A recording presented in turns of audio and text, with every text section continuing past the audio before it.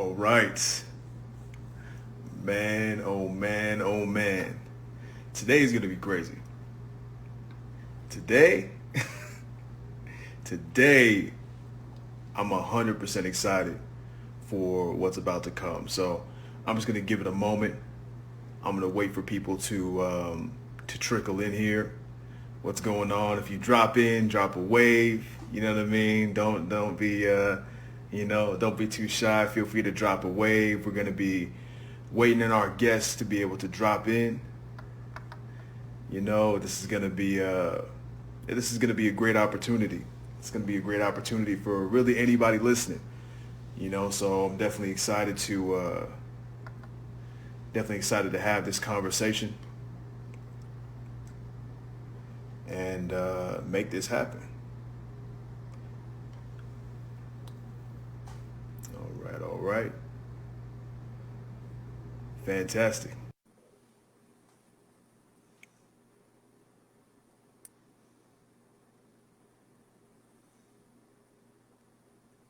Everybody drop a wave when we come on in. It's gonna be a great Freestyle Friday. Freestyle Friday 22. Just throwing in that request, standing by.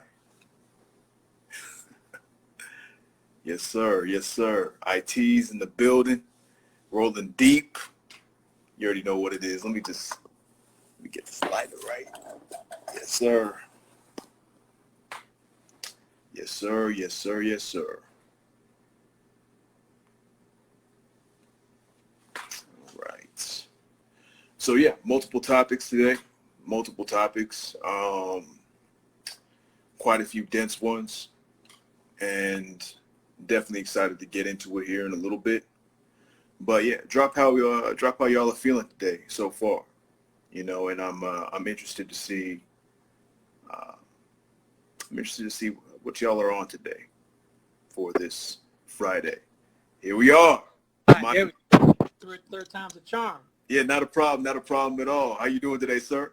Pretty good. How are you? I'm doing fantastic. It's doing fantastic. First and foremost, because I don't think the folks in here understand what is happening right now, right? The level at which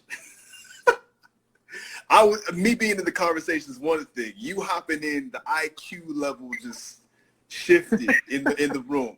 So I want to be the first one to let our guests know that today for episode 22 for his Freestyle Friday, we have a very decorated, we have a very, very well-studied, well-appreciated, and well-respected individual in our Freestyle Friday for episode 22. And I would love for him just to introduce himself, because who better than for him to speak for himself. Kevin Beacham, IR. I wish I had, an applause automated on the pad right now. You know what I mean? Some sirens, you know what I mean? So yeah, for sure, man. But thanks for having me. I really appreciate this. It's like of course. Anytime that have these conversations with people, just like people who love the culture and the lyrics and all that, like I do, it's always a blessing. So I always appreciate it. And for those that don't know, Kevin Beacham. I've been involved in hip hop, my whole life for the most part, since I was 10 years old, and so a few decades in, and just I've been involved in so many ways. Starting off as a fan, like most people, then getting into this is like 1980 when I first 79, 80 when I first learned about this thing called rap, and then from there it was like I'm a fan. Oh wait, now I'm rapping, and then now I'm a producer. I'm a writer. So I've just done a little bit of everything. Since 1980 to now, I've pretty much done a little bit of it all. So I've seen it from a lot of different sides. But my key thing that I've always been really passionate about is this lyrics and this listening to lyrics, studying lyrics, researching everything about it. It's like not even just the lyrics, but why did someone write that? Where the idea come from? Where the inspiration come from? What in their life, their childhood led to that. So all those things. Yeah, 100%. Well, again, I want to reiterate, it's an absolute honor And for those who aren't familiar, my name is Greg Newman.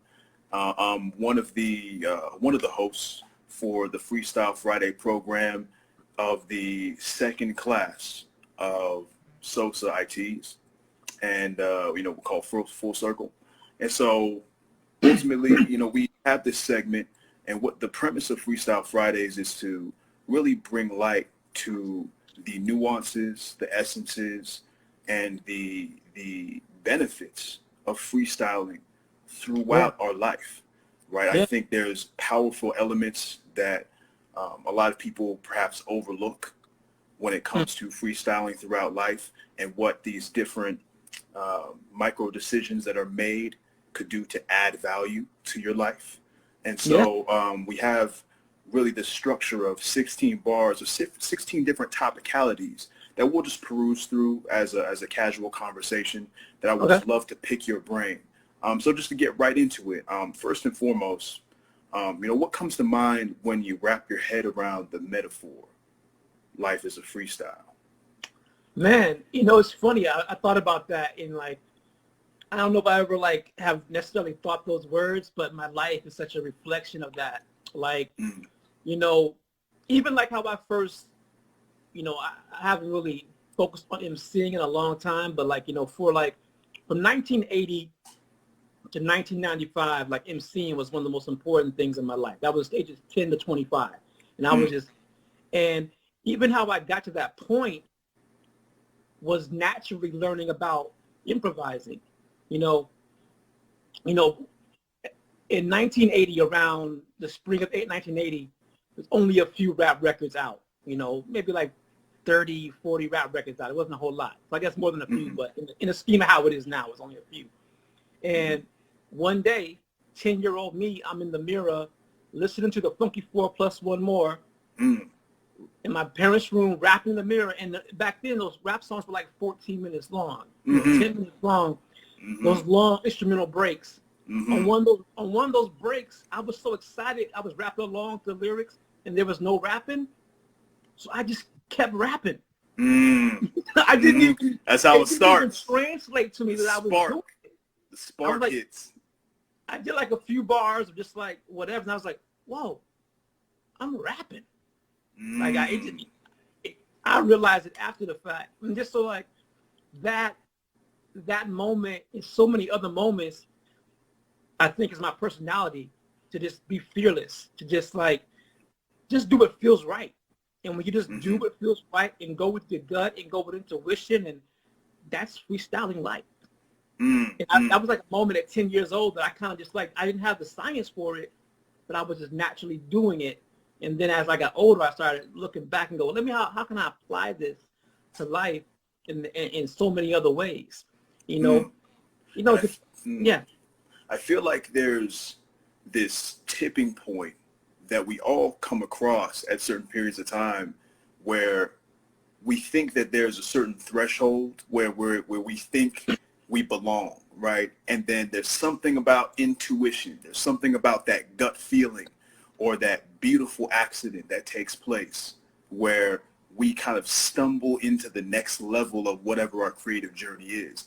And I mean, that's a beautiful sentiment, because I'm sure there's a lot of people in here that feel the same exact way, where, I mean, there's multiple deviations and there's multiple places creativity can go. And when you find that break or that pause, depending upon whatever creative outlet you have, there's this room for these amazing things and these one-of-one situations to occur. So that's amazing. That's amazing. And so, in a way, I noticed that throughout life there is the focus on perspectives beyond where we just inhabit. So hip hop has become this global phenomenon, has been a global phenomenon for quite some time, right? But I'm interested in your perspective as to, what role does geography play in warping the way at which you look and perceive freestyle? That's a great question. And I guess for me, this is one of those things where a lot of people can look at my upbringing and see it as a limitation. And I can see that too, but I also see how it also was beneficial to me. My dad was in the Army. So I grew up an Army brat. I was born in Frankfurt, Germany. And every few years, we moved around. When I first heard hip hop the first time, we were living in Karlsruhe, Germany. So, and you know, even if you were living somewhere, let's say in the early 80s in the US, if you weren't in a big city, hip hop wasn't right there in your face. It wasn't on TV, it wasn't radio, it wasn't in magazines. So living in an Army base way over there, you had to really want it. You had to go out and get it. If you really want to be a part of it. And so I just think like that sort of, that reality just made me know that I had to go out and actually be an active part of finding out how to be a part of it. And just that whole idea of that is just like every few years I was somewhere different. You know, I went from Germany to another spot in Germany. Then I was in Kansas. Then I was in Illinois. Then so I was just bouncing around. You know, I went to like 6 different high schools. My goodness, you know? Yeah. So it was like, you know, that right there will teach you about how to adapt or not. You know, some people suffer in that. For me, I just but see, my magic trick, if you want to call it a magic trick, was a lot of people my age weren't rapping. Everyone I knew personally who was an MC from like that time in the 80s until about 86, they were always older than me. Like I was in middle school, the high school kids rapped. No one in my school rapped but me. I was the only rapper in my school for a few schools. When 84 came about, breakdancing blew up. So there was like B-boys and B-girls, but still I was the only rapper. And like my school, until I went to North Chicago High School in 86, and then I finally met, there's other rappers. There was like 4 or 5 other rappers then. So that right there was like, I moved to a new town. All I do is say, hey, I'm new, but I rap. And then I had instant friends. So, you know, just way different than when you go in anywhere you say you rap now. They're like, okay, sure. Yeah. Make sure you sweep on the way out, you know? Right. Exactly. It was like, what, you can rap? Like, you ain't gotta be good. I still wasn't good yet. Wow. So it was just like, so just knowing that, like, here's a way that I can just like move to any place and use rapping, use freestyle as a way to connect with people. I was like, that right there made me understand the power of music right there. And the power of this is like capturing someone's emotions. So, yeah. And it's amazing because as one moves and you know, being a kid that traveled a lot as well, you find that with freestyle, they're like time signatures, like different metrical pockets. There is this dynamism that's just innately there. That just exists, you know, that we kind of have to adapt to. There's these ongoing variables that constantly pop up and we have to face in a certain way. And so because of that, I found myself in a place where my experiences every time were augmented socially after I left that previous place and moved to this next place because you found a different way to handle yourself. It's almost like restarting a greeting over and over and over and over, and you get more refined every time you get into that process, right? So that repetition becomes, I guess you could say, more so second nature. So throughout then, you know, we're archiving our experiences. We're thinking, man, the way I rapped and the way, you know, I basically conveyed my art to these folks back then, that was cool, but I think maybe I could do a little bit, you know, I could do a little bit better. I could be a little bit sharper here, a little bit more polished here, and you go to the next place, you know, and you polish up and reinforce. So in a way, there's this database that we kind of build for ourselves. So your database of hip hop related turning points throughout your life has, you know, great depth. You know, how would you describe the metaphor DJs are historians? That's a good one. I mean, DJing is like such a huge part of, I mean, obviously a huge part of the beginning of hip hop. It is the beginning of hip hop. But even like personally, that was, you know, all throughout my early years, like without DJs, I would not have achieved what I have achieved, and I wouldn't even like have the same experience. Like, for example, you know, I remember circa like 81, 82, when I was living in Germany still. There was a local, I don't remember his last name. His name was Nate. He was a local DJ. He played the youth center, the teen dance part. I wasn't a teen yet. I was only like 11, 12 years old. So I couldn't go to the teen dances technically. But my sister is 5 years older than me. And she was popular. So the guy who worked the door at the teen dances had a crush on my sister. So he let her sneak me into the teen dances. And I would just stay in the DJ booth with DJ Nate. And I was the kid that would like, you know, back then people walked to the DJ booth with some, you know, with the request. I take the request, they write it down, I take it, go find the records, pass them to Nate. Oh, wow. So that was like me, that was me 11, 12 years old, learning for the DJ, like learning how important he was to those people, how they could watch them dance, all that. And then like in so many places like that, when I moved to, you know, the DJ was that kind of influence. Like, you know, when I moved to Kansas in 84, you know, I was in Fort Valley, Kansas, and the next biggest city was Junction City, Kansas. And there was a skating rink, Skate Junction. There was a guy, Reggie. On the weekends, that was a place to be. Reggie played hip-hop and, like, the electro and, like, dance music at the time, like Debbie Deb and Pretty Tony and that stuff like that from Miami. And a lot of records that I still to this day, when I hear them based on how Reggie mixed them or how he played them. Or I know the first day I heard Marley Marl scratch. That was the same day I first heard Shy D, Rappers Here to Stay. Like, I know those days. Man. And I know where I was standing in the skating rink staring at Reggie from like 30 feet, like, yo, what is this? Like, you know, I have those memories of the DJ because those are just powerful moments to me. So yeah, so DJ is like, man, so important and so influential in my whole journey.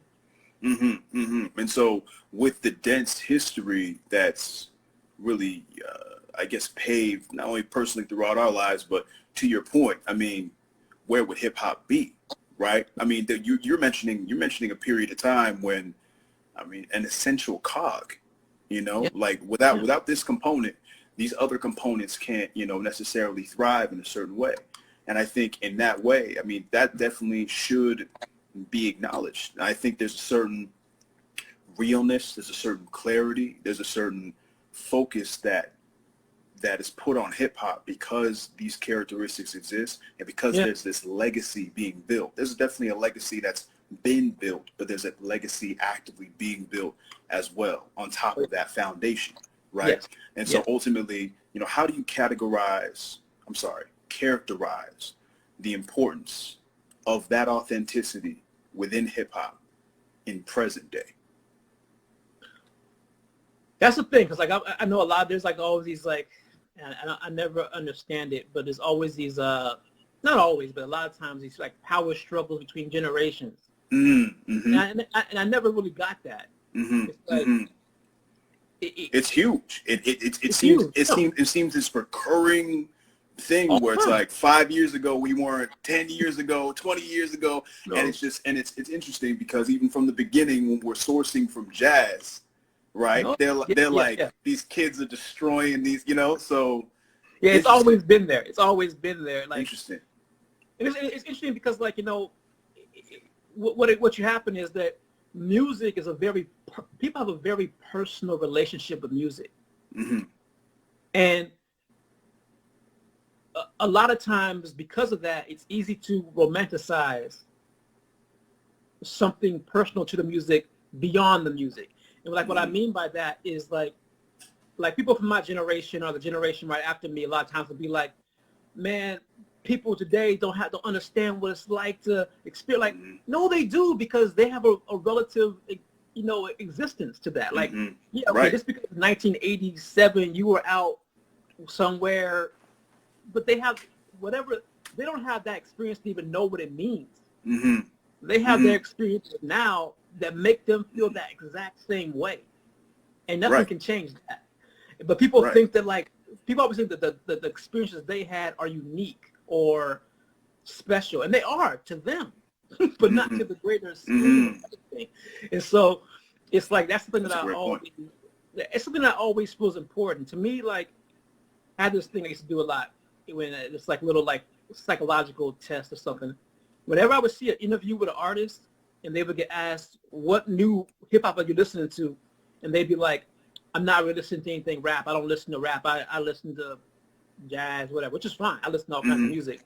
But every time an artist says something like that they don't listen to new rap or listen to rap, their next project always seems to lose an edge. There is a connection. You touch on a very subtle and very unique characteristic, and a very unique point is that perhaps there's this imperative need to keep what some might characterize as your finger on the pulse as to where things are and where the sounds are, to be able to market yourself properly and soak in some of the new and pair it with legacy, right? Yeah. Well, one of my biggest mottos or whatever forever has been fan first. I'm always a fan first. Well, doesn't matter what I do, how I get categorized, how long I've been doing it. If I'm not a fan first, nothing else matters to me. As soon as I lose that, then it becomes something else. You know, so like I think there is an importance of never forgetting that you're a fan of it, and being a fan of it, you can be critical of the movement, the music, the culture. You can be critical, but you also have to be like have a wide view and understand the different perspectives, whether it's like generational or regional. You know, for the longest time, like people wouldn't even listen to hip hop outside the U.S. Like I remember, like in the 80s and 90s, me being like loving like UK hip hop and hip hop in different areas. And everyone was like, "Nah, man, I listen to this. I listen to the East Coast." I'm like, "That's it? You listen to the East Coast?" It's like geographical, right? And it's like there's so much hip hop out there. There's so much more. You know, there's so much more. And so in a way, we find that through those people whom are unwilling to look at really the futurism of where this is going, and then there's also, you know, people who are newer to the genre who have no interest in looking back in a way. It definitely plays a dual purpose. But what many of the newer era artists and the artists that are currently emerging, the artists that are still, I think we forget that even though we're actively rooted in our styles, because we're in this constant revolution to reinvent ourselves, every cycle, every project, every single, every release, every drop, every painting, because we're in this place where we're constantly reinventing ourselves, I believe some are disillusioned to think that learning ever stops, right? And that we don't have these reference points to always glean back to and hold on to, right, as pillars as to how was this done before in a successful way, right, to inform my future. So I'm thinking the power of mimicry and how some overlook this power, this resource, this 1 million songs that have come out already that we can look back and say, you want to know how to do what? Look through the catalog, and then boom, we can just pull it out right there. So that leads to my next topic, which is, you know, where does the essence of mimicry go beyond the scope of its original purpose? Where does mimicry, what does it feed when it comes to us partaking in the mimic process? What does it augment? What does it take away from, if any? Now, one thing that here's one thing that I've been like, you know, I don't know if some people criticize this, or some people just point this out. They're always like, man, I think you're stuck in the past. Which is always weird to me, because like I'm also always up on what's new, but a lot of people just know me because a lot of my work that I like I said, I'm a fan in a certain way, but what I do for a lot of my work and what I just like put out there is a lot of looking at history. That's just Mm-hmm. that's just a passion that I like to do. Mm-hmm. But I'm not limited to that. But what I tell people is that I always look back as a means to push myself forward. I'm not really That's a nostalgic. bar. I'm not really nostalgic. Like Mm-hmm. I love to look at the past to see how to move forward. Mm-hmm. You know, Mm-hmm. in many different ways. Even like as an MC, like I went to study everything I could before me and during when I was doing it, so I could try to be better than it or as good as the people that I admired. Mm-hmm. And I also wanted to avoid what already had been done. So I wanted to like learn to mimic, but also avoid, like, how many people have you ever heard use the same punchline? Oh my goodness! Come on now. You could go on forever here, and I'm saying I guarantee Right. you, I would guess half of the time, if not more, it's not biting, it's lack of knowledge of the past. Exactly. Because I'm saying, Exactly. like, That's huge. That's huge. Yeah, it's like because most Mm. punchlines aren't that creative and aren't that crazy. They're just like they're just basic, quick wit, especially when you're improvising. It's Sure. quick wit. So any punchline you come up with, I guarantee you, so did 100 other people. But Mm-hmm. if you listen to a lot of music and study the past, you would know that better. You know what? Lord Finesse already did that. Big Mm-hmm. L already did that. Mm-hmm. How can I flip it? Or how can I be different? Mm-hmm. So to me, the past is the key to the future. Right. Right. And that's again an absolute gem, because I think that's where a part of this authenticity conversation lies, and where some of that answer lies, where when we look, the further we look into the past, again, to your point, the more it informs our future, but the better the material becomes, because now I'm informed as to, oh, you're telling me these 5 things, these 6 things have already been done. I don't want to do that. I'm not them, like, so at the end of the day, let me work. You could rack your brain about it, to do whatever it takes to be able to bring yourself to that place. But what is the next level of this thing? If I were to add value to this thing by taking this concept and showing people a different dimension of beauty to this concept, to this metaphor, right, and honor it in that way, perhaps that's the best way to approach this. And so that leads me to question, is there an overall constraint at which mimicry becomes insufficient for growth? Or is there always a need for accurate recollection of past processes? I think it's all relative, because like, I mean, it's super rare. I had this thought just like a few weeks ago. I was listening to someone. Who was I listening to? I can't. It probably come to me, but I was listening to someone. I was thinking, man, this is one of the few people. I'm using few maybe loosely here. It's not often that like I hear someone MC and go, they're completely original. Mm-hmm. Like I can always, I bet this came from that. If not from that, they got it from the same place that person got it from. So it's like you can kind of tailor back to works cited kind of thing. Yeah, it's just hard to like. I mean, like when I first heard Divine Styler in '89, I was like, nothing ever quite sounded like that. I mean, Ram LZ maybe a little something, but not. Divine Styler is one of the few people who was like, this guy is pretty original. Okay, so just 3. He was, for his time, really original. I can't think of anything that, I don't know what inspires Special K besides himself. There's no easy thing to go like, oh, that came from there. But that's rare. And most people to go, no matter how great they are.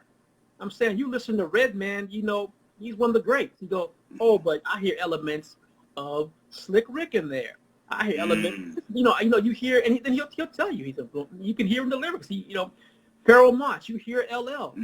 Always put LL in there, and he lets you know that he loves LL. You know that. So no matter how great you are, the greats. As a matter of fact, the people who are usually known as the greats are the ones who are easy to know their influences and are also very open with telling you who their influences are.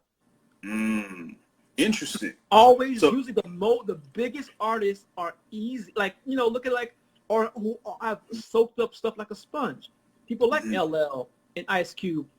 Both people have been accused of biting styles because they are very active at staying current with what they love.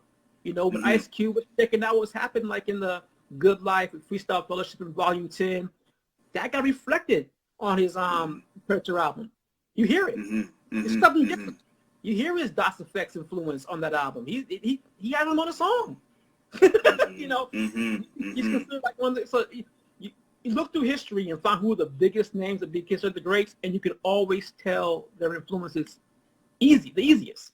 And that's great, because maybe the best way to connect yourself to the legacy of those who came before you is just finding the bits and pieces of them that align with your perspective the most, and thus you kind of create your most passionate version of your own self through the lens of that person you're admiring. And then that almost emanates this different side of you. It's almost like you're still looking through your lens, but it's with their filter for the moment. No, that's important for sure. And like, and kind of like to me, the companion piece to that is like what I always have told artists: when you're starting, you're going to mimic something, and that's fine. Of course. But find your own voice. And to me, the best way to find your own voice is to improvise. When you just turn on a beat and you freestyle and just improvise, just go. That's you. You just find it. You just you might even start off imitating who else you heard or their delivery, but eventually, the more you do it, you're just gonna, because when you write, it's easy to write and think about what you're influenced by. The more your brain has time to think, the more that influence will seep in. I think when you improvise, your brain is just it's happening so fast, it's you. Right. It's the most authentic and kind of real side of you. Yeah. Interesting. From like your voice, I mean, like not your speaking voice, but your inner voice. Right. Also your delivery and like what flow of yours sounds best to certain kinds of beats. You can find that out through freestyle. That's amazing. It's also amazing. It's a key to understanding your best delivery on certain kinds of beats. To me, it's like it's the key to so much improvement comes from improvising. Even if you never do it publicly. I mean, you can just freestyle this as a writing tool. Improvise. That's how that's to all MCs. If you never even do it in public, improvise at home and record it. Record yourself and listen. Yeah. It cannot be understated how powerful it is to just drive in the car, throw on something, and just go and record it. Because then, like, you play it back. Yeah, there might be a lot of stuff you might not be able to use in there, but there are some components in there that are like, whoa, like I low-key torched that. That was kind of nice, And so in a way, you find these gems, when you're kind of sifting through that process, and it's definitely a concept that I think a lot of ITs learned through year one, through going through this these 50 weeks of grinding, and then, and it was one of the most beautiful experiences, because what it does is not dissimilar to the freestyle process, is it humbles you. It humbles you. And it's that humbling and not being afraid to step back up to the mic that makes you that much better every single time. So to touch on something I found quite interesting, which is, the social and sonic elements of the past kind of take alternative forms, right? So we're talking about rappers morphing what they've learned. They take alternative forms and convey themselves in the present via different mediums, different production, performing at different capacities, different ways of performing. From your perspective, what should be the focus of present day creatives when considering where the future could be? That's a great question, man. We're about the layers here. I like it. I like that. Yeah, I mean, that's hard in so many ways. It's really hard to predict with any great accuracy where things can go. But I think the idea of thinking that way is a progressive form of thinking that will push you no matter what. Mm-hmm. So even if you can't get, to me, don't get over concerned in that and finding the right answer. Mm-hmm. Just be focused on searching for the answer in general. Mm-hmm. Does that make sense? Like, just like the idea of just like, what's next? Let me push for what's next. By using this influence of the past and the present, how do I push for what's next? And I do think that's an important part of the process. And I don't know if there's anything particular I would say, hey, do this to do that. I mean, besides what we already talked about, just like be comfortable with yourself and where and your process, whatever that might be. Like there's so much to be said about just being creative. I mean, being comfortable with your creative nature. Like I know it's like there's a lot of artists, and sometimes even like great artists who are just so like critical of their art, and there can be pros and cons in that. Artists, I know a lot of artists who don't like their old material, won't even want to, like the old material just makes them feel uncomfortable, or if not in private, at least in public, they say that, you know, and like that's the thing I never understood for me personally, or even like the idea of like a lot of times when I was emceeing or even improvising, it was the people who were like way better than me, but that didn't stop me from doing it because that's how I improved. That's how I got better. Like being in ciphers in early Chicago, like in like the early '90s in Chicago when I was in like Alcatraz and Lower I can't Lee. even imagine what that era. I can't even imagine what that was like. You know, it was like, you know, you had. I mean, I was at those shows like, you know, Twister was there at those parties. You know, Crashman had a deal with Island Records. You know, you had, you know, groups like Kinetic Order who were like underground legends at the time. D to the S, and all these shows, people were there, and these ciphers were, you know, mass hysteria. You know, like I just learned that the first party I went to in Chicago when I got there, like as far as a hip hop party, was a Twilight Tone party at Alcatraz. And it was a cipher. I just got in. I remember the rhyme I kicked. I got in the cipher, this rhyme, and I didn't really know anyone in the cipher except for Tin Trey. He goes by G2 now, but like you know, he had the group Tin Trey, was just coming out with their album like that month, and he was the only person doing that cipher. I learned like last year, that Mass Hysteria was in that cipher. Like I didn't even know them yet. Years later, you know, we're working together on stuff, you know, but like. We're in this cipher, Hungry MCs, 1991 and 92. You know what I'm saying? Grinding. And it was just people who were like, you have people who just like been rhyming for 10 years, 20 years. Some been rhyming for a month. And we're just like, in there, show your skills, be out. And it's that vulnerability. It's that vulnerability that you expose yourself to, that, again, most people, especially now, where we're in this very... And there's again, pros and cons, but we're in this very drive-through kind of microwave come-up era where, you know, the essence of, I get this request from the DJ booth, I need to go back and I need to dig through this crate to find X, Y, and Z. I'm in Germany, and therefore hip-hop is not a mainstream thing. It's a niche thing, in fact. You know, and most people, in fact, don't even understand why I care about this thing so much, but I do. And I have this hunger to pursue this thing.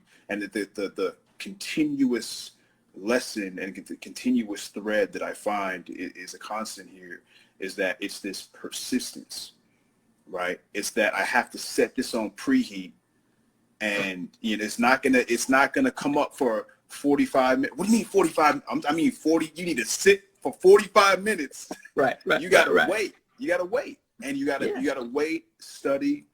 You know, humble yourself, it seems, right? Find yourself in a position where you're exploring your capabilities, exploring your voice. Sometimes, and this is for me personally, I like listening to artists, or I like listening to artists that choose different instrumentation than myself. I like listening to rappers that I think are in some ways doing things that I cannot do. Purely on educational, like I'm like, how did this...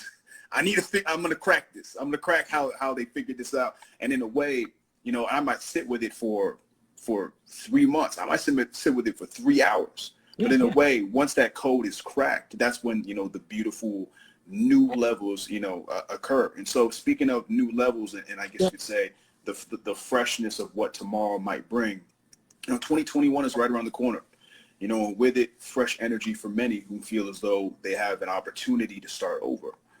You know, what is the significance in repetition in your process?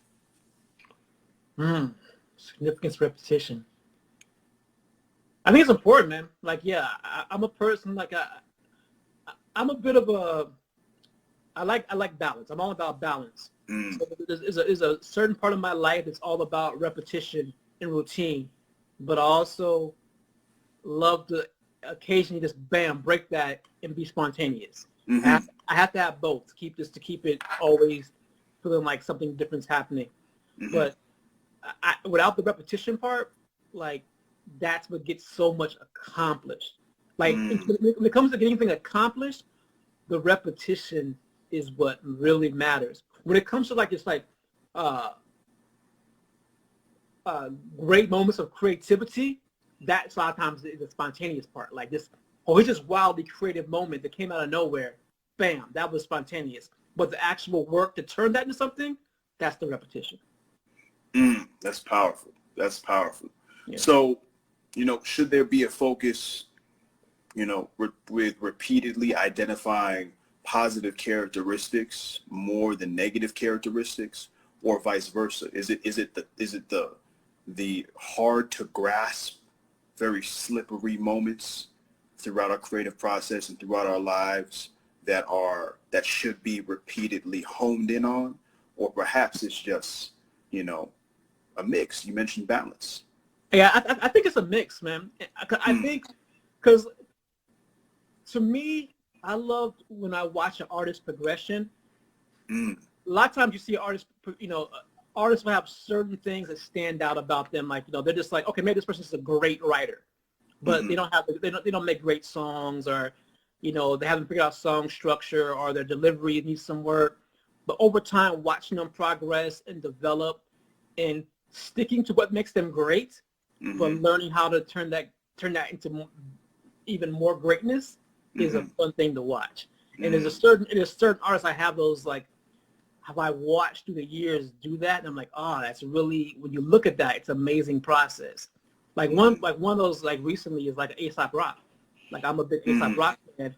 And like when he first came out, it was just like he just had his own style, unique in the way he wrote the beat, and he had great all kinds of flows. But now over the last 2 albums, he's learned how to add so much. But when you meet him, he's a very normal, weird sense of humor kind of guy that you didn't get in his early music as much. But now he's learned how to add that part into it. And now when that personality merges with what he's so good at, just like writing these vivid stories or vivid pictures, that marriage is so amazing to me. Like, oh, now it's like personable, and you didn't lose what I loved in the first place. And that's hard to achieve at a very high level. And that's like a quick example of someone I can think who's done that. So the man, yeah, that's a super bar, because it's like the weakness of the past combined with the strengths of the present inform the movements of the future. Exactly. Yeah, when those things merge together, you know, and that's just powerful. When you can merge those things together, yeah, that's something special. That's heavy. So, you know, as we're building kind of this repository of information, and we're building on top of these metaphors, there was one more I was interested to kind of hear your take on, which is, you know, what are your thoughts on the metaphor, you know, of life is an archive? I mean, that word archive made my ears just like perk up. Like, that's like, like this research and past. Yes, 100%. One of my other passions besides music and food, one of my other passions is just like how the brain works. Just like, so a lot of the books I read are like psychology and neuroscience, and I read a few books about like creating a memory palace. You familiar with the idea of the memory palace? You know what? That term sounds familiar, but I haven't gotten too deep into it. If you don't mind. So it's basically like to remember something is like one way to like improve your memory is to create a memory palette. So let's say you want to remember this conversation. Mm-hmm. Mm-hmm. So you go, okay, think about even like your apartment right now, wherever you're living at, your house. Mm-hmm. And think, okay, well, we talked about the evolution of Aesop Rock. I want to put the evolution of Aesop Rock here on my dresser. It's going to physically live on my dresser in my mind. I'm going to put this part of the conversation in the kitchen. And so like having those visual cues helps you remember things better. Okay. You're like, what do we talk about? Wait, it's in the kitchen. Oh, there it is. That was Big L in the kitchen. Okay. You know, when you can picture where something is at. Like geographical anchors. Yeah. So stuff like that. So in archive in mind, you're like, you have these parts of your life. If you can like attach them to actual key memories or moments in time, however you want to archive them, that helps you remember them. And also then you have that memory to use in some way that's useful to you. If that makes sense. You know what I'm saying? So you have that archive, you can dig back through and then like, oh, now I can do something with this because it's right here. I know right where it's at in my memory. So yeah. Mm-hmm. Wow. That's amazing. I'm sure a lot of people are going to be watching this and then using those certain characteristics to benefit their craft, benefit their approach. That sounds like it's definitely, it's definitely, I feel like that's definitely, you know, of use. That's definitely huge. So when it comes to look up memory palace in the way, I don't know if I described the best way to use it because we're talking about things that are more like philosophical, but it can work in that way. But just look it up. You can. Yeah, 100%. I'm on that. I'm writing that down in my notes. So when it comes to a little bit back to your upbringing, back to the environment, back to the geography of things, right? I'm really interested. You know, how did being in, you know, Chicago inform your overall creative process? What is it about that city that you know that hits you in a certain way? Man, Chicago's a really like the energy there is just crazy, man. You know, like I've been to a lot of scenes and there's like pros and cons. Every scene you're in, there's pros and cons. Of course. You know, and like so like you know, I was really active in Chicago area. I say like 1991 till 2002 when I left. That's when I was active. And so that was a really key time. And the early 90s, there was so much talent. I've collected demos from artists from all over the world, and my collection is largely 90s demos, stuff that many people might have never heard before. And Chicago's demos, man, are among the best. Wow. Like, and that's not just me saying that. I'm not even the kind of person like how I grew up moving around. I never had a hometown, so I don't even know. I don't really have the concept of loving a place geographically just because of that. My love for a place is from what I experienced or what it brings. It's huge. It's not even where you're at. It's not even where you're at. It's what that location does for your spirit in a way, and does for your motivation. No, for sure. And so like in Chicago, just have this energy. Like even when like other artists came there, you could just tell like the energy was just crazy there. It's like the crowds, man, the crowds would go crazy. It's like it's like got this real like dark vibe. There's a lot of dark clubs. I don't remember any like brightness in any show. Any videotape you see of 90s hip hop in Chicago, you're gonna not be to see anything because it's dark and grimy. man. And it was a really influential experience because the thing was that everyone was trying to like, you know, like anywhere else, it was like trying to get record deals or trying to get exposure, whatever. And there weren't a lot of outlets. So all you had to do was, all you really had for the most part was to impress the person right in front of you. That might be the extent of your whole rap career at that point because no one knew what was going to come. We didn't know that the internet was coming or that there was going to be social media. There was really no clue of that. Or maybe there was, but we weren't thinking about it. But so I know when I would get on stage at like lower links or whatever, the few times I did, it was like I might never rap for anyone else but these people. So let me make this moment count. Yeah, let's go. You know, and like this is everything. And every time was like, this means something, because the people there, and also they'll let you know if they don't appreciate it too. So it's a very it's a very honest place too. You know? It's the realness, and that's one thing that I again I'm kind of bridging from what you were mentioning a little bit earlier, whereas it's the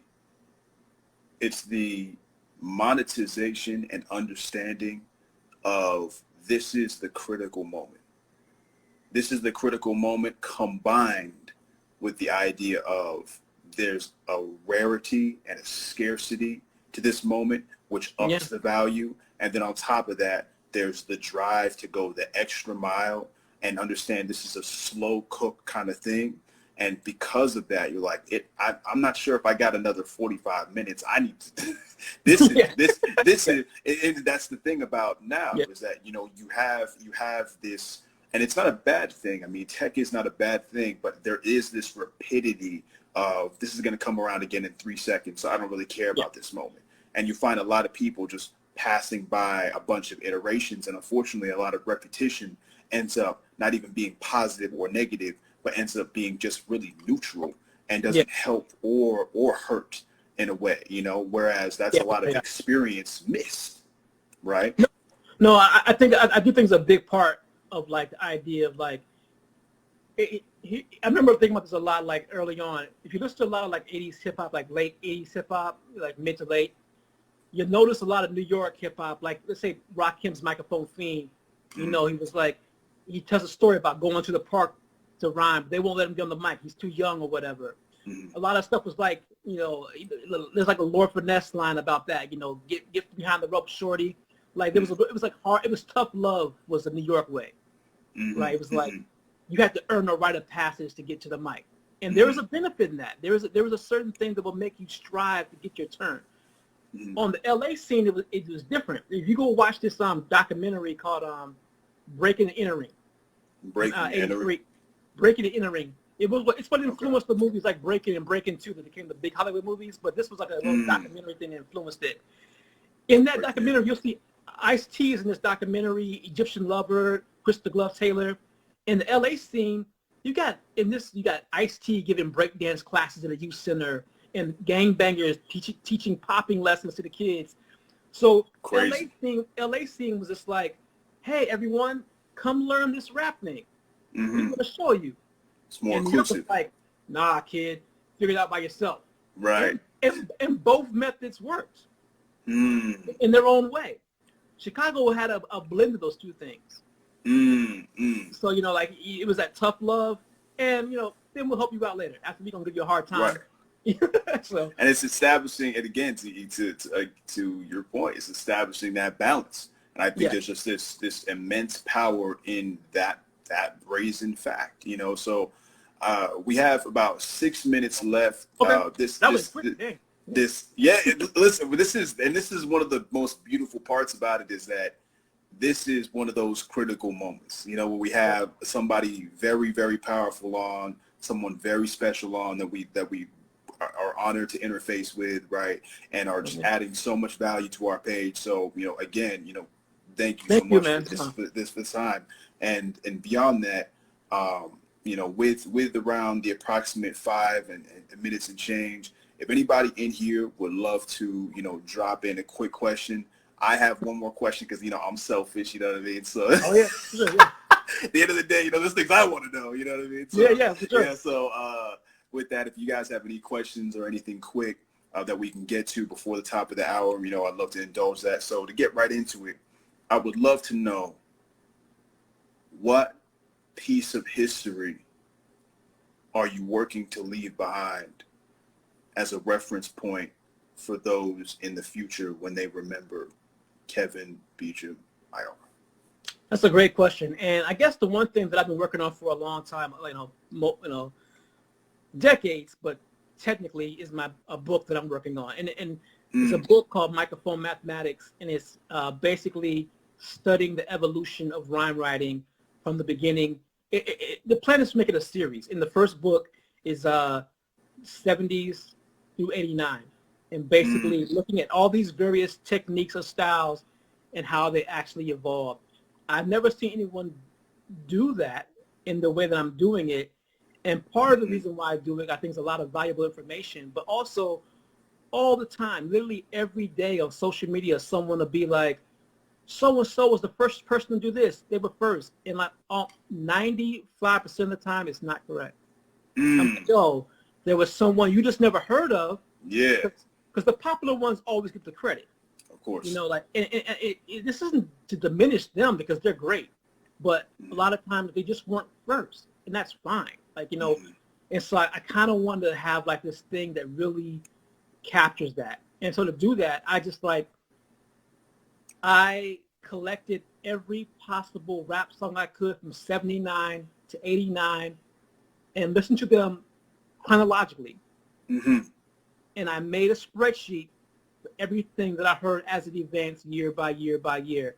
I mean, it's like not like 9,000 sales in the spreadsheet. It's just alien. The first time I heard ad-libs, crazy. the first ad-libs, the first times of wordplay, the first metaphor, the first story, the first, you know, I just documented how those things evolved from the first to how they, and what made them different. So that's probably the one thing. I'm working on that. My guy, I saw him check in, Brian Ruth, is helping me edit it right now. What up, Brian Ruth, a.k.a. Gecko from I Spy back in the day, MC. Well, he's helping me edit it. We're working on that right now. So hopefully the Microphone Mathematics book would be like, that's like the thing for me. Yeah. Wow, Microphone Mathematics. I'm 100% looking forward to, you know, any additional material.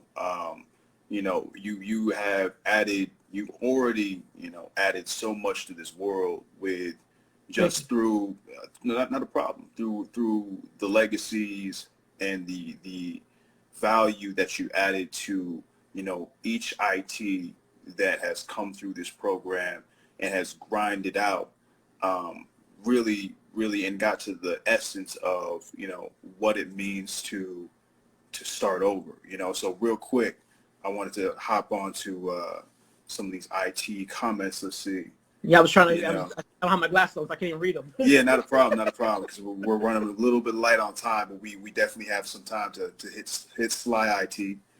Who's also in second year, full circle. Now, do you think you will develop the research similar to your work from 79 to 89 based on any other point in time? Oh, yeah. So that was the first one. And I've already started. When I first started this, I thought it was going to be one all-inclusive thing. Right. And then I realized it was too much information, so I spread it. Right. It up. So even though like the first book, 89, is like 90-something% done, 99 is already like 30-40% done. So I plan to do the 90s next, and then do the as long as I'm alive, I'm gonna keep adding to the series. So yeah, 100%. I definitely want to keep developing. Yeah, 100%. So real quick, because we have 1 minute and 30 seconds, I'm gonna milk this for all we got, because this is Kevin Beacham, man. So at the end of the day, how did you end up connecting with SOSA, and how did you end up connecting with that journey? A$AP Rock, actually. Lupe was talking to A$AP, asking A$AP to get involved, and A$AP was like, "You got to get with Kevin if this is about lyrics." And I think he talked to also Slug from Atmosphere too. And so Lupe had a show in Minneapolis, hit me up, and we had a meeting, and I just showed him my work, and he was like, "Will you do this?" I was like, "Yeah, that sounds amazing. I'll do it." And I already was teaching a hip hop class.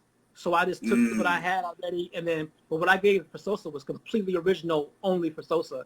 But I had little different pieces that I just built it out. Yeah, so it was amazing. Every single, wow. That's a crazy look, first of all. Every IT that's passed through this program holds you in the highest of regard. Many of them experiencing this conversation, you on a conversational level for the first time. So with 20 seconds left, I just want to thank you so much, sir, for dropping in. And again, we look forward to connecting in person when this next retreat is going to take place. and have an amazing evening. And salute from SOSA, from the Life is a Freestyle family, and yeah, from all the ITs worldwide. Peace, peace. Thank you very much. If we have real quick, today I dropped my